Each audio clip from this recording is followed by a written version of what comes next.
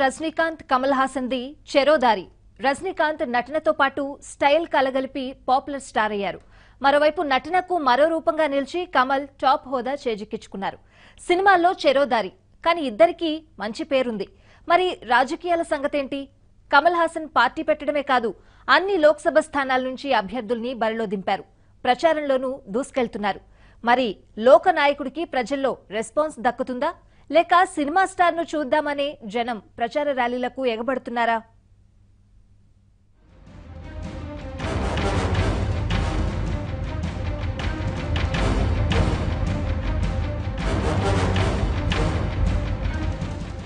కమల్ హాసన్ విశ్వరూపం చూపిస్తాడా? ఇప్పుడు తమిళనాడు జరుగుతున్న చర్చ ఇదే.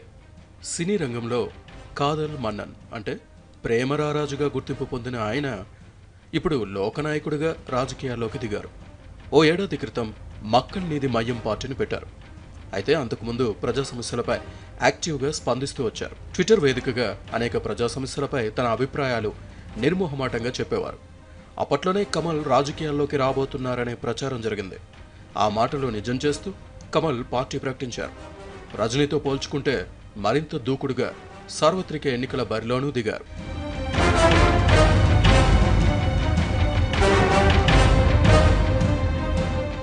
కమల్ పార్టీ పెట్టి కేవలం ఏడాది మాత్రమే అవుతోంది.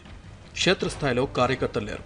కేవలం అభిమాన బలం మాత్రమే నమ్ముకుని పార్టీని నడపలేరు. అలాగే రజనీతో పోల్చుకుంటే కమల్ నటనను అభిమానించే క్లాస్ వర్గమే తప్ప మాస్లో రజనీకి ఉన్నంత పట్టు లేదు. ఈ విషయాలు కమల్కు తెలుసు. అయినా సరే ఆయన రాజకీయాలకు అంకితమయ్యారు. తమిళనాడులోని 37 లోక్సభ స్థానాలతో పాటు కేంద్రపాలిత ప్రాంతమైన పుదుచ్చేరిలోనూ అభ్యర్థిని పోటీలో పెట్టారు. వీరికి తోడు ఉప ఎన్నికలు జరుగుతున్న అసెంబ్లీ స్థానాల్లో 16 చోట్ల అభ్యర్థులను నిలిపారు. వారి విజయం కోసం విస్తృతంగా ప్రచారం కూడా చేస్తున్నారు.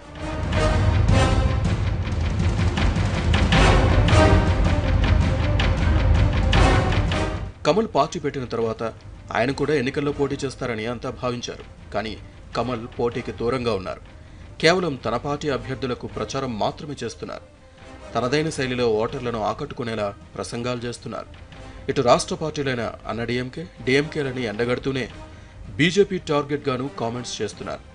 రిటైర్డ్ ఐఏఎస్, మాజీ న్యాయమూర్తి, పోలీస్ అధికారితో పాటు పలువురు న్యాయవాదులు, వైద్యులు, వ్యాపారవేత్తలతో పాటు ఓ సినీ గేయ రచయితకు కమల్ టికెట్ ఇచ్చారు. మిత్రపక్షం రిపబ్లిక్ పార్టీ ఆఫ్ ఇండియాకు కమల్ ఓ లోక్సభ సీటును కేటాయించారు.